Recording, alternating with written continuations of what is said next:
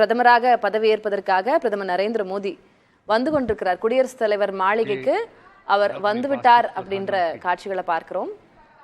பல்வேறு உலக தலைவர்கள், முக்கிய பிரமுகர்கள், அரசியல் கட்சி தலைவர்கள், பிரபலங்கள் அனைவரும் அவருக்கு வரவேற்பு அளிக்கிறார்கள்.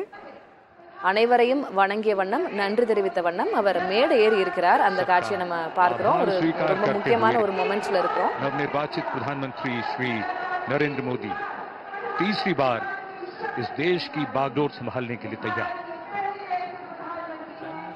The man of the moment, Mr. Narendra Modi, who will make history in just a few moments from now, as he returns greetings of his colleagues, of the cabinet, and people who have come here in their thousands to attend this special moment.